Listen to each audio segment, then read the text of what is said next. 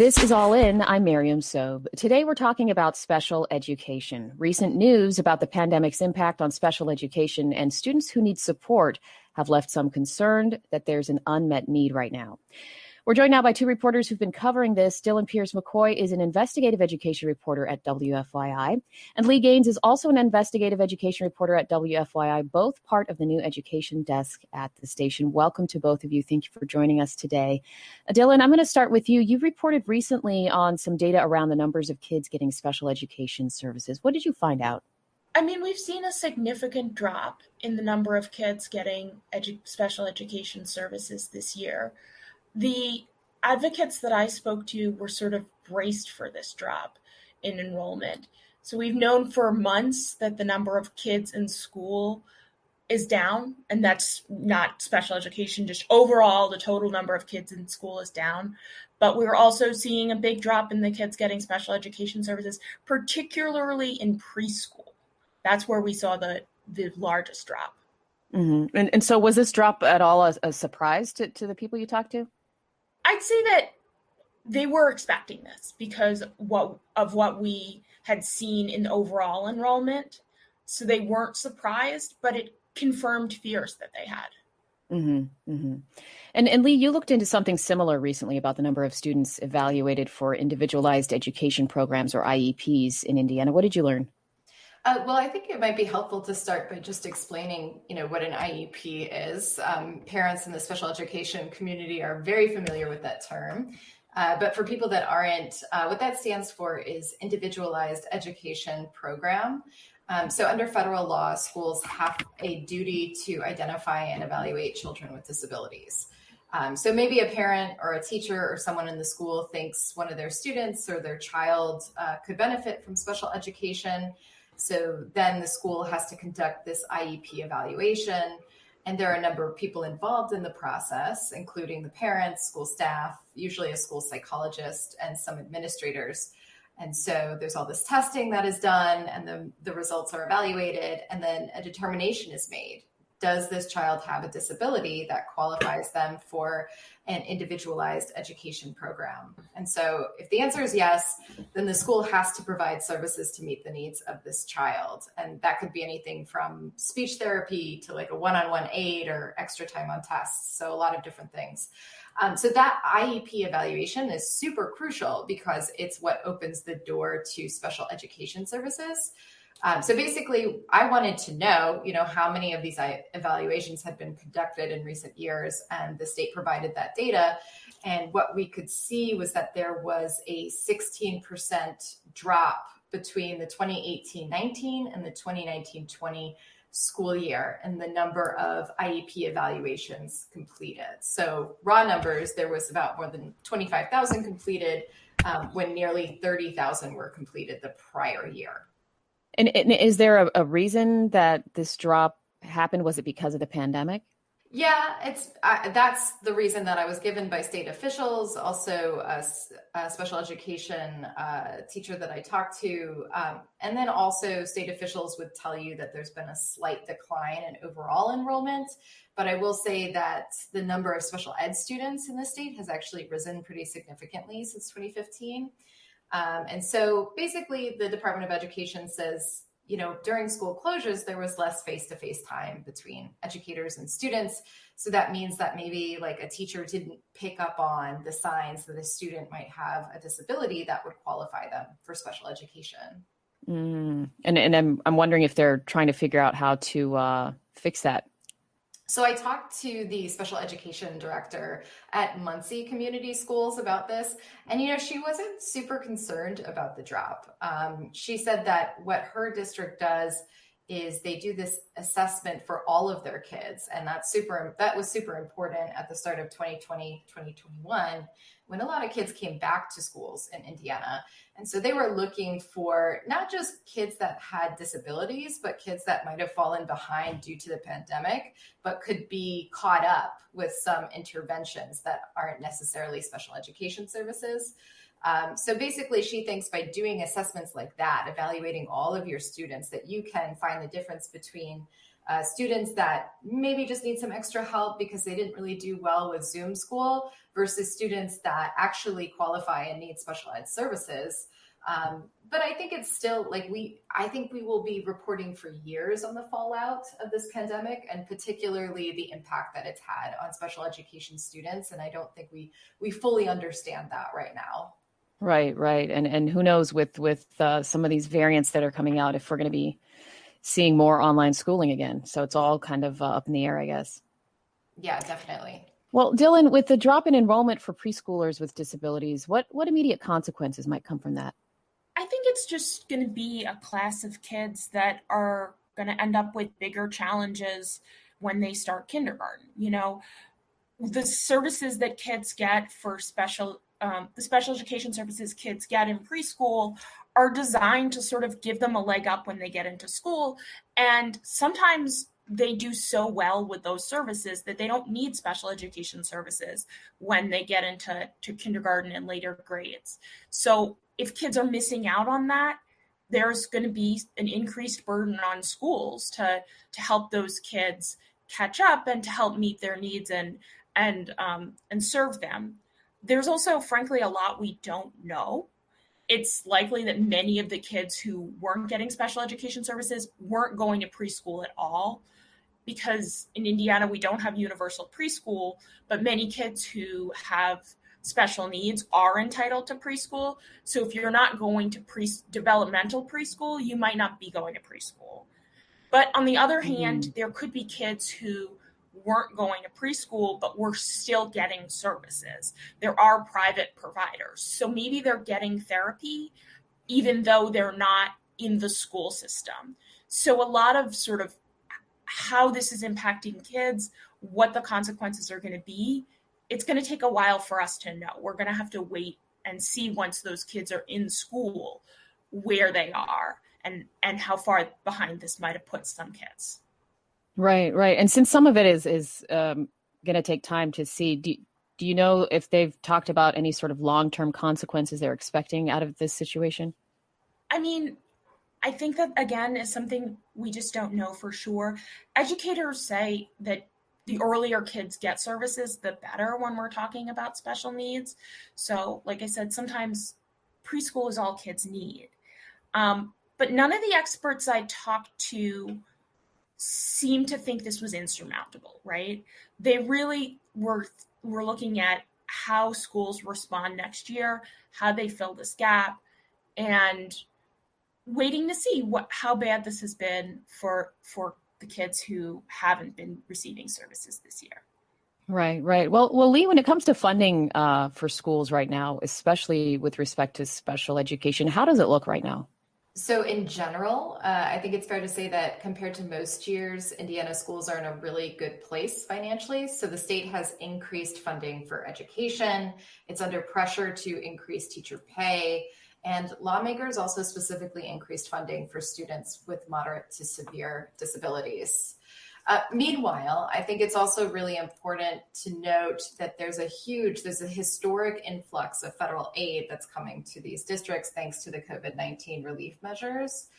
So Indiana schools will receive an estimated $2.6 billion from the stimulus packages that were passed in December and then this spring. So that's really an incredible historic, but I think it's also important to note that federal money is a one-time influx of cash. So it's going to be spent over about 3 years.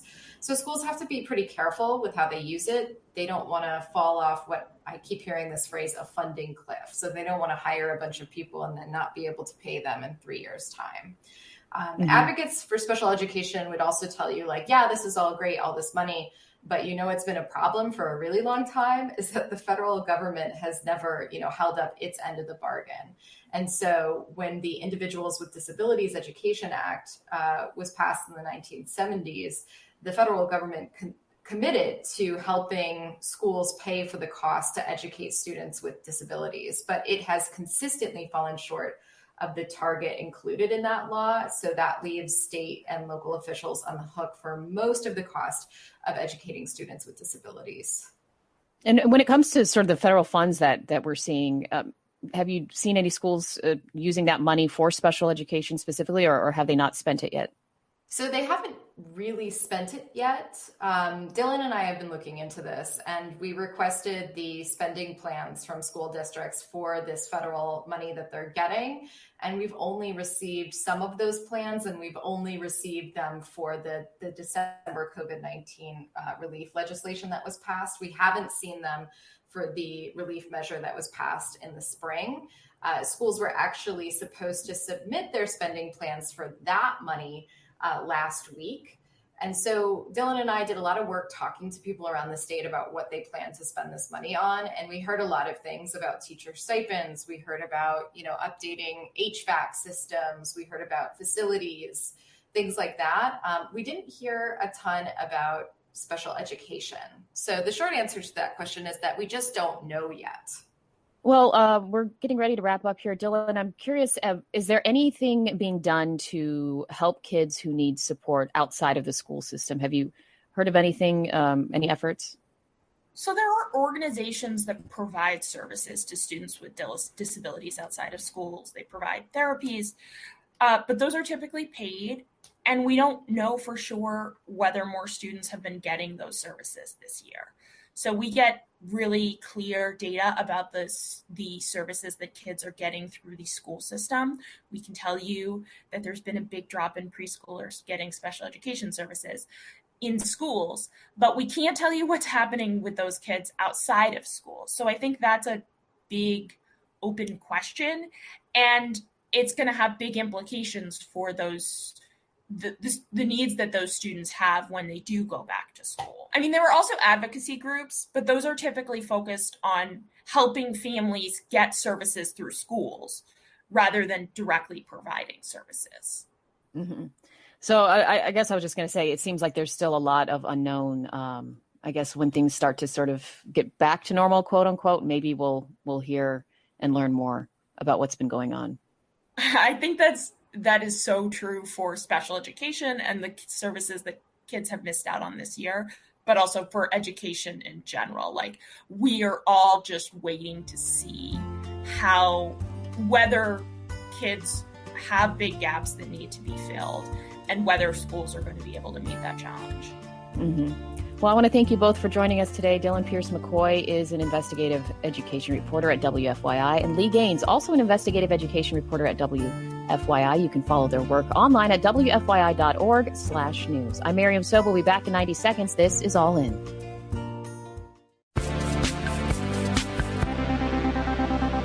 This is All In. I'm Miriam Sobe. We're talking about issues around special education and some of the unique challenges people with disabilities have faced over the last year. We'd love your questions and comments on the topic. You can find us on Facebook and Twitter at All In Indiana, or you can leave us a voicemail, including your first name and where you're calling from, at 866-476-3881. You can also send us a voice message through our free smartphone app. It's called All In Vox Pop. Just search for All In Vox Pop on your phone's app store. Send us your question or comment, and we'll try to get it on the show. With us now is Ross Edelstein, a doctoral candidate at Indiana University who works on issues around accessibility for people with disabilities. Welcome to the program, Ross. Hello, glad to be here. Before we get into the work that you're doing, how did you get interested in working on these issues? So, well, part of it is because I'm disabled myself. I have autism. And so I really wasn't much doing accessibility until I started a master's in museum studies up here at IUPUI in the fall of 2019. And before that, had worked with some programs at local museums that relate to disability. And from there, it kind of became the focus of my master's program and the work I was doing. And from there, I have worked with a number of institutions, both locally and nationally, and serve on a number of different advisory boards and various things where I provide both my lived experience as well as the various research that I've done and the sort of knowledge of how cultural organizations can respond to better help people with disabilities in their institutions. Mm-hmm. And that's got to be much more powerful to have someone with lived experience that's also in this field. What exactly are you studying right now for your PhD program? Yes, so I'm actually starting the PhD this fall at IU. And so a lot of what I'm going to be doing is related to a field that I've sort of coined museum special education, which is essentially all of the various accessibility programs and various supports that museums can do, but also any cultural institution. It's much more widely applicable. But that's sort of what I'm going to be researching and working on at IU starting this fall. And you mentioned you've done some of that work with institutions like I think museums and such. How did you get involved in that kind of work? What led to that? Well, some of it I had previously worked at. For example, I have done some work with the Indiana State Museum. And before I continue, I do not represent them. I do not speak for them, but I have done some work with the State Museum because I had previously worked there and had asked while I was doing my master's, hey, can I get involved with helping with some of this stuff? And different class projects have been involved with these organizations as well. My internship for the program, every museum studies master's candidate gets a internship. Mine was with the Eiteljorgen Public Program, specifically doing accessibility, but I've also done some work with the Children's Museum, for example, and other various organizations around the country. And when you talk about the things that you've done, for example, at these museums or like the Children's Museum, what projects are they for? Just for our audience to understand, like what is the role of accessibility in museums? So it kind of goes back to 1990 when the Americans with Disabilities Act was signed into law. And essentially what that act says is that any public-facing organization has to be accessible. And some of the ADA is very clear. For example, the number of parking spaces you have to have, or the fact that you have to have ramps and elevators and what angles they have to be at. But a lot of it is left unclear because it's different for every person with a disability. For example, I have autism. My particular needs with autism are going to be different than someone else's needs with autism. For example, I'm not very good with loud spaces and non-LED lights, whereas someone else, that might be their perfect zone, that might be what they seek. So the role of accessibility is to be able to provide support so that both myself and that person who seeks out sensory experiences has the same experience, as well as making sure that museums are places that are welcoming to everyone. Museums for years and years and years have been behind the curve on a lot of accessibility. And part of this is due to the fact that museums are ingrained in the sort of institutional culture of we are building ourselves as sort of monumental organizations and don't always think of people with disabilities. And it's very common in culture not to think of people with disabilities because you might not interact with them. Or the closest thing you have is my mom's brother's cousin's nephew twice removed happens to have autism. And so that's your only interaction with someone with a disability. And so museums have long either only shown people with disabilities as sort of an other, as, oh, look at this thing that is different, as a sort of curiosity. And so museums becoming more accessible and more welcoming is both working to undo this sort of legacy of institutional trauma, abide with the law, and also just be a better place. Accessible museums are better for everyone. Right, right. I mean, thank you so much for sharing that. I think that there is often, I don't know if it would be called a stereotype or just a myth or something that when we think of disabilities, we think of physical disabilities that we can actually see. And so, maybe I wonder if that's part of the problem where it's like, we'll put in a ramp so somebody can get into the building or an elevator, and it doesn't go far beyond that.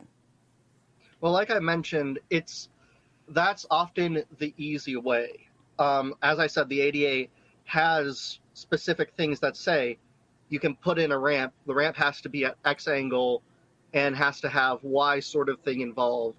And an elevator has to be present, barring, of course, historic structures and things like that.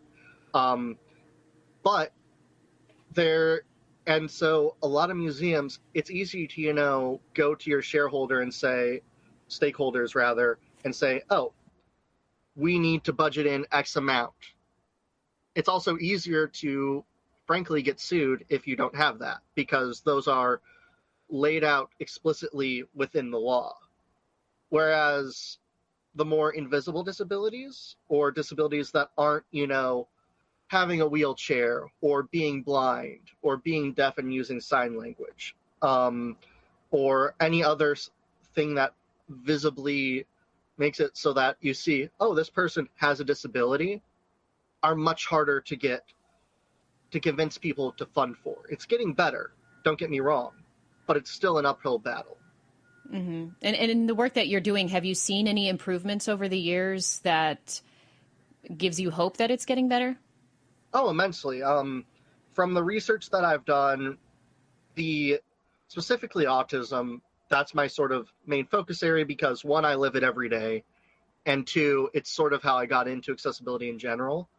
But the research that I've done on autism is that unless you're the Met and you were doing this like 50 years before everyone else, most museums have started doing accessibility work for autism in the last 5, 10, 15 years. And it's definitely improved. There's still lots of places to go, but it's definitely improving. And part of it is, for example, that museums are starting to reach out to people with disabilities to be a part of it. For example, when I was working at the Eiteljorg,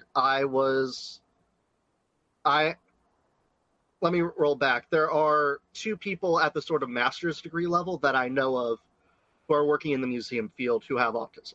And I'm one of them. And so the Eiteljorg bringing me in as the public programs intern to help design things that they're doing. Like, for example, they're going to have the first fully built from the ground up sensory room, which is essentially a place for people with disabilities, or really just anyone, to sort of decompress, use different sensory tools, and sort of recover from the sensory aspects of a museum visit. They're the first to have it, in part because I helped design it and because I was there to advocate for it. And in part also because they actually saw a person doing who lives it every day and who needs that.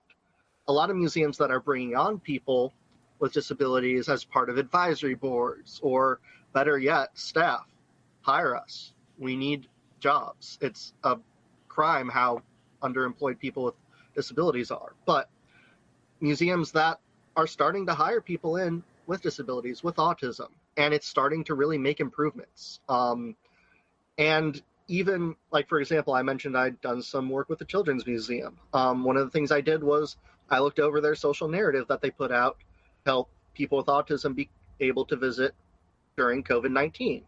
And I made a couple suggestions on that. Suggestions that, now, I might be biased here, but I think that they were really good. Like, for example, having Rex at the end with a mascot to help reinforce the concept of masking. And so I think that it's really important to involve the fact that museums are involving people with disabilities, and not just, going to, as much as involving organizations that help people with disabilities is important, making sure that you're involving people with disabilities themselves is critical to making sure that any program that you run is successful. Mm-hmm. Yeah, absolutely. I mean, the lived experience can't be replaced. That's very valuable. For our listeners, if you have any questions or comments for the show, let us know on Facebook or Twitter at All in Indiana. You can also leave us a voicemail at 866-476-3881. You mentioned the sensory room at this museum that you helped design, and it's the first one of its kind there. What's the importance for our listeners to understand that a sensory room is able to provide for folks in a museum? So sensory rooms are but one of many options a museum can do. I do not want to make it sound like it's the end-all be-all of accommodating people with autism. The most important thing is helping to change your internal culture. A sensory room, however, is a great support because it provides a space that generally is away from the sort of hubbub of a museum. In the Eiteljorg, it's not necessarily it's a quieter space. I believe the Idle Jorg has been mentioned on this station a number of times, but it's a quieter space. It's not necessarily as loud and busy, but for someone with autism, even that, even, a small school group or a family with kids who are, having a great time, that loudness can drive someone to have a bad experience. And the sensory room provides that sort of place where you both have provided sensory tools like fidgets and a couch to lie on and things like that, but also gives you a chance to decompress and be away from everything else. The fact is, and this isn't to knock down museums that have had to do this, because it makes sense. Most places that have them, it's a converted space. It's a storage area you weren't using. Versus the Idle Jorg, which happened to be doing a renovation, and was able to add that to the budget, as opposed to, well, now we have to figure out a space that we already have. So that's but it's one of many different supports. Not everyone who has autism, for example, is going to need a sensory room. And in work that I've done in the past, I found that, again, most people who ended up using a sensory room that I ran a survey on, that was a more temporary, attached to an event version, most people who used it did not have autism. Most people just needed a break from a loud experience. And that sort of space, again, isn't just, it might be designed with people with autism in mind, but it's not just for people with autism. Accessibility isn't just for the people who are being sort of chosen or designed for, rather. Well, I was wondering, with your expertise and with what you've been studying and what you've been working on, is funding the biggest problem for providing accessibility, or is funding an easy get? It's just people taking the time to actually research and put it together. It's both. Funding is, you can find funding. And finding funding for accessibility should be a line item budget for any organization. It should be up there with maintenance. You can find funding. You just have to find it with all the rest of your funding and make your budget available for it. Don't just fund things with grants. Sorry, I got a little tongue-tied there. The most important part, however, is making sure that everyone at your organization, not just, the people who are going to interact with the public, are, aware of the needs of people with disabilities.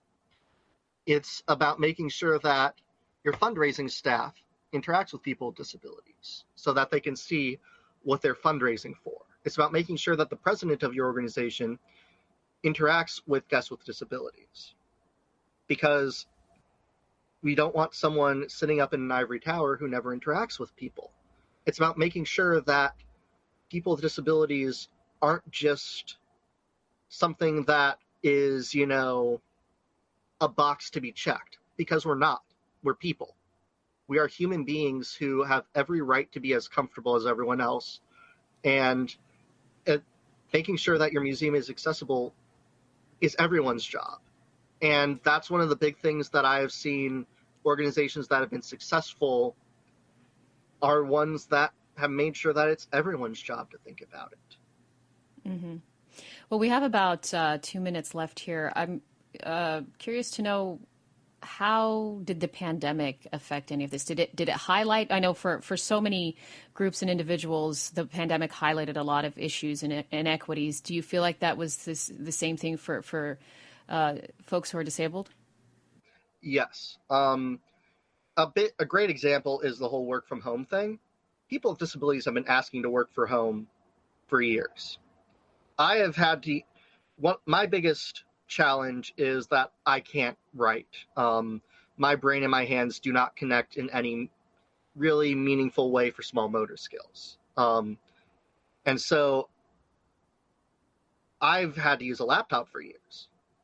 And for a lot of things, I've used my own laptop for a lot of work that I've done.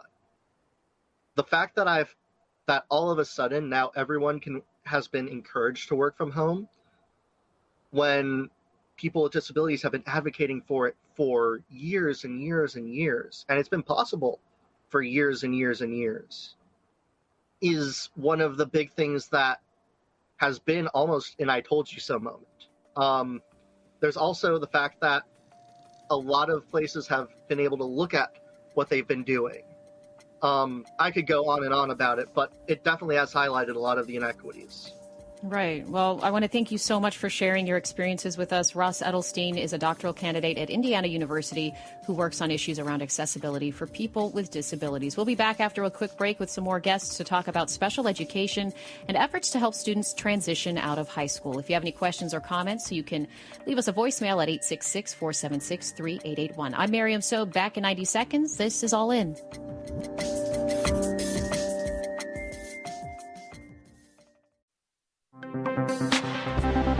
This is All In. I'm Miriam Sobe. We're discussing special education in Indiana, how students and teachers were impacted by the pandemic, and how schools are preparing for the coming school year. As always, we'd love to hear your questions and comments. You can find us on Facebook and Twitter at All In Indiana, or you can leave us a voicemail at 866-476-3881.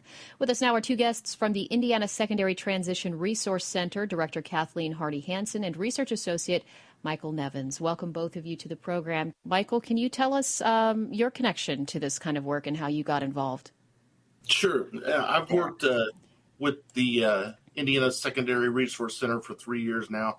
I've been a teacher for 22 years and really enjoy the work, and my passion's there with transition. We do, as the center, we're a project of the Center on Community Living and Careers at the Indiana Institute on Disability and Community.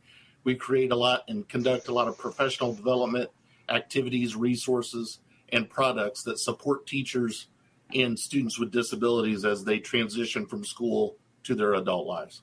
Mm-hmm. And what is your personal connection with this that got you involved in this work?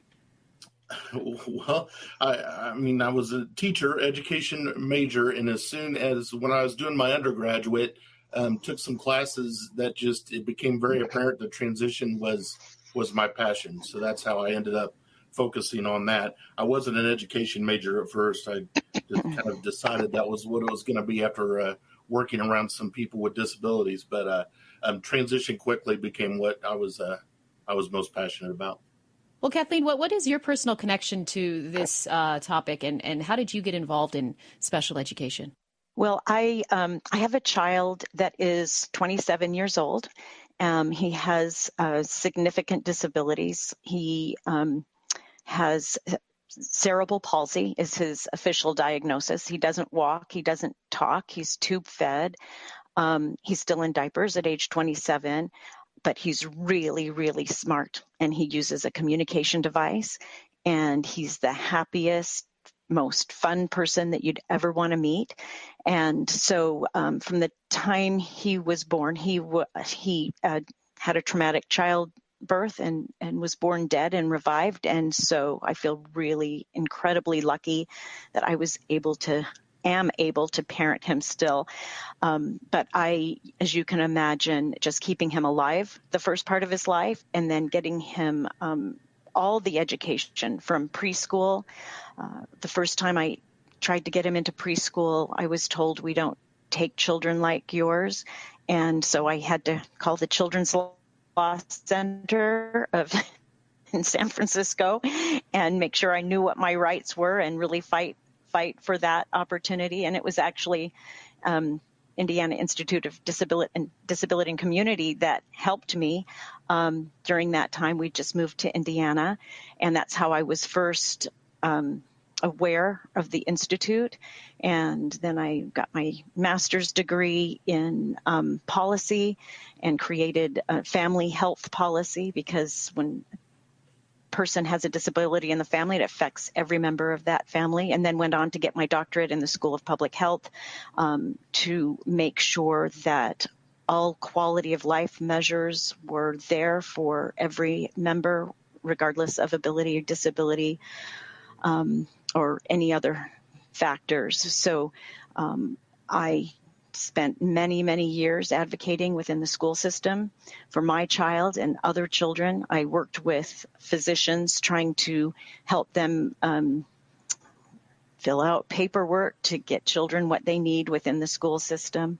And so that's why I'm passionate about this whole thing, and I'm thrilled that I'm able to be helpful to schools and teachers and ultimately families and students with disabilities as they're transitioning from their high school experience into adulthood. Well, thank you so much for sharing that story and just your experiences. When it comes to transitioning, Kathleen, what does it mean when we're talking about the work that you do? Well, I think all parents of high school students know that adulting is a significant transition for their children, and even for any child without a disability, that transition into adulthood has far-reaching effects. It's not just what are you going to do for a living, where are you going to go to college, how are you going to live, where can we afford for you to live. But when you have a disability, your child has a disability, depending on what that disability is, what are the enabling factors, what are the disabling factors, how is the work environment or the school environment set up to be able to support your child in the way that they need to be supported, and helping your individual child and helping teachers help their students to be able to begin advocating for themselves, whether it's from doctor's appointments, how do you explain your disability to your professor, how do you make friends with people who don't know you if you've grown up in a certain school system. So there's so many pieces of that, and that's why we really, I don't want to jump ahead of your questions, but we really work so hard on looking at individual education plans and post-school outcomes. So that's indicators 13 and 14. And I'll let you go ahead and ask more questions because I'll take this down a road. Yeah, no, I mean, there's so many things we can talk about on this topic. But I will ask Michael, I mean, as Kathleen mentioned, these individualized education plans, and early in the show we talked about IEPs. What is a transition IEP? Is that different? Well, it is an IEP. And what it is it focuses, once the student becomes in Indiana, either going to turn the age of 14 or going to enter their 9th grade year, that's when the transition IEP can start. If it's needed, it can start before that, but that's when it must start. And it focuses on the student. It individualizes and focuses on the student's post-secondary goals in employment, education and training, and independent living skills. And then it's all about what the student needs then, so that plan, so then it can focus on what they want for their life after high school. Mm-hmm. And how do teachers help with the transition of students out of high school, Michael? Well, they're the main ones that are doing that. So that's why the IEP is so important, the transition IEP. So writing that IEP right and really focusing on the student, they're the ones that help carry out that plan and are responsible for carrying out that plan for the student. So I always like to think of the IEP as like the blueprint of what we're going to do with the student, and to have those goals with the student's wishes in mind, the student's goals is the most important. And that IEP will set up the activities that are going to lead towards what that student wants to do, and the annual goals and any assessments they might need. So everything is in that IEP that leads towards those student goals. Mm-hmm. Absolutely. And if I might jump in just to support Mike and what he's saying too, that IEP also is the main document that is agreed upon in annual case conferences. And that case conference team has, all kinds of the student or the teacher of record, the student is part of that, the family, the parents are part of that, as well as, several teachers. And if they need any supports like physical therapy or occupational therapy or speech therapy.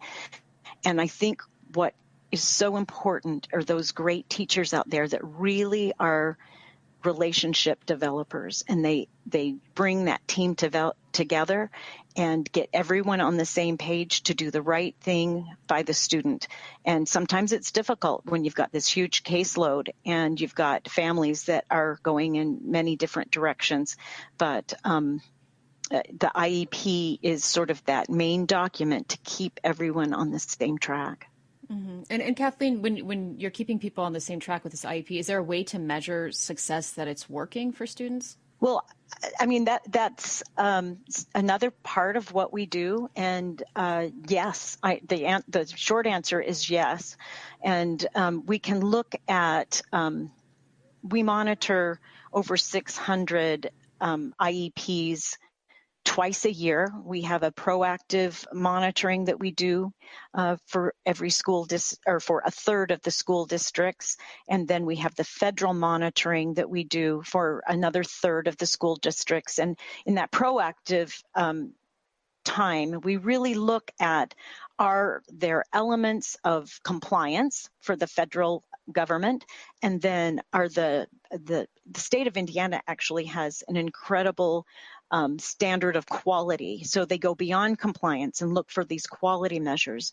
And so we are looking at those measures as well. So we are able to then give reports to each school district and offer some technical assistance to those who didn't do as well.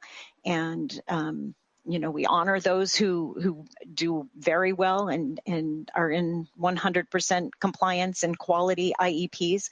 But I think the really interesting part, the most telling part, is the other data gathering that we do, which is for Indicator 14, which is the post-school outcomes. So we look at what are the outcomes for these students 1 year after they graduate, so that we're looking at measures, what I call from a public health area, measures of quality of life, but it's two of the most important parts of anybody's quality of life, that they're able to engage in education and training and as much independent living as they're able to, and then employment rate. And we're looking at specifically competitive and integrated employment. The statistics aren't really good in terms of the division of people with disabilities and without disabilities.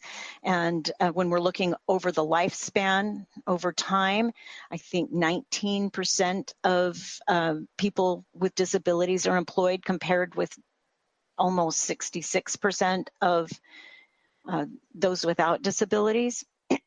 And when we're looking at specifically right after graduation, it's about half of those with disabilities are employed compared to those without.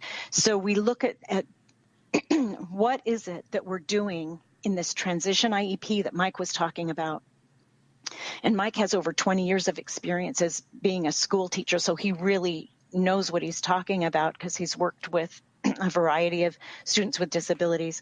But when we see that those IEPs are written well, that they have this relationship element where they've really connected with those families and with those students, that then the outcomes for Indicator 14 are much greater and much more positive.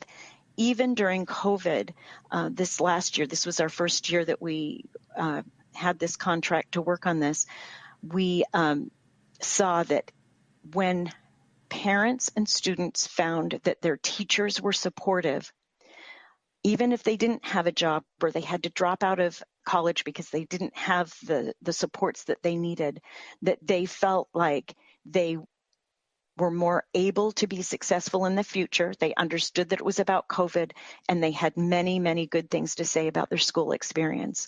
When students didn't feel like they were well supported, then they didn't have such good things to say about their school experience, and their outcomes were not as positive. Mm-hmm. So we're learning a lot. Our main purpose of this is to really see what we can do for future students, to see how much better we can do to provide those outcomes so there isn't such a disparity in the long term as well as in this short run of 1 year out. Mm-hmm. Well, when it comes to disparities, Michael, I'm wondering if you feel, in your expertise over the years, if special education has improved or changed in any significant ways. Well, improvement's kind of I don't want to imply that it was ever really bad. I think that we're always adapting. And as special ed teachers and administrators, that's something that we just always do. So I do think that we're adapting and that we're really finding best ways, especially with COVID, to do things. And COVID actually did point out some things that we needed to work on, but it also shown, I think, teachers and just from our office on how we train too, some different ways that we can do things. And so things aren't ever going to be exactly the way they were, but I think COVID has shown teachers some different ways to help with that relationship piece and how important that is and how to build. So yeah, I think we're always getting better. But it's just that's kind of the process. Right. Well, we have about a minute and a half left. I wanted to ask, is the relationship between teachers and parents an important part of IEPs and just in general coming up with a plan? Oh, yes. And it's very important. And it's important for the schools and teachers to work on how we always talk about building relationships with students, but part of it is also building relationships with parents. And that's why that transition IEP, there's parts of it. It's not just something that's done by the school. The parents should be a part of that process, and the school should work towards bringing in parents to making them feel like they're a part of that process. So, yes, it's very important that parents are a part of that. Right. Well, Kathleen, 30 seconds here real quick. Can you give our audience some tips on where they can go to get resources if they're looking for something? Oh, absolutely. So if you can go to our website, our Indiana Secondary Transition Resource Center, and the abbreviation for that is INSTRC. And if you just Google that and go to our website, we're part of the Center on Community Living and Careers, which is part of Indiana Institute on Disability and Community, part of Indiana University. So that's a big load of words there. But go to that website and you will find every resource that you can imagine, and call us. Just give us a call, send us an email, and we'll answer the questions that you might have. All right. Well, I want to thank you both for taking the time today. Kathleen Hardy-Hansen, Director of the Indiana Secondary Transition Resource Center, and Michael Nevins, Research Associate at the Indiana Secondary Transition Resource Center. Our producers are Drew Dodlin and Micah Yates, and Scott Cameron is our managing editor. Adam Gross is our engineer and composed our theme song. I'm Miriam Sobe. Thanks for listening. This is All In.